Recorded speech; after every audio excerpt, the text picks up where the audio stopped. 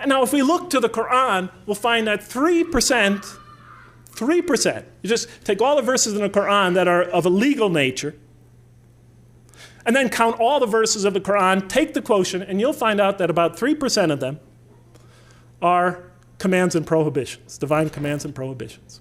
97% of the Quran teaches ethics, the relationship between God and man, the purpose of life, morality, other truths as well. The history of nations in the past teaches us how to be self-critical, how to use reason and faith, the extreme importance of using reason and faith, teaches many, many major themes. You know what I was taught when I became a convert? Rules, rules, rules. If I hadn't studied this religion myself and entered this religion and all I received were rules, rules, rules, I would have left it the next day. Thank God I read the Quran first. If we're going to draw these indigenous people, our own children, that second, third, and fourth generation, those converts and non-Muslims into this religion, let us begin by following the model established by God himself through his prophet Muhammad, peace be upon him.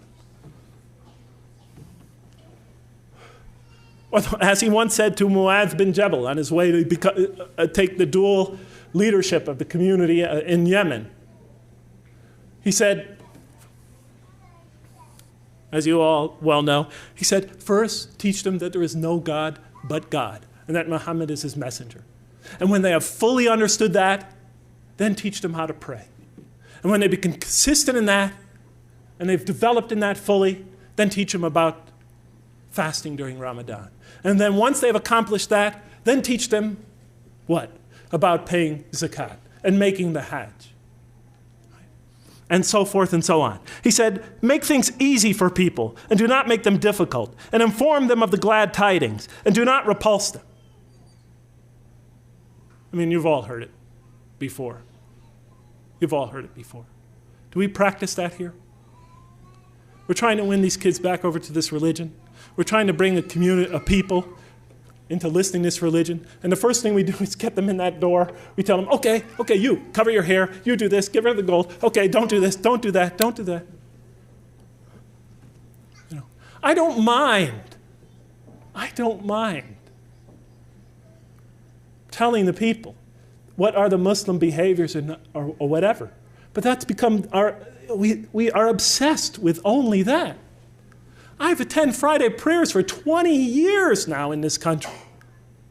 And every Friday it's the same thing. The speeches are either political, about Muslim politics, or they're about rules and regulations, or somebody's diatribe about, problems going on in the Muslim community. They never discuss the other 97% of the Quran. Virtually never. Or else it's just brief allusions to that. And be tolerant. When we bring people into our community, don't expect them to become Middle Easterners or Arabs or Pakistanis or Sri Lankans the next day or ever even. Give them time to grow into the religion. Give them the space to grow. Give them the room to grow. Give them the right to ask. Give them the right to question. Give them time to develop. The Quran gave them 13 years in Mecca, and then slowly but surely brought them along after that. We always put the cart before the horse. Give them time. If our kids come to our community not so modestly dressed, it's better that they come than not come at all.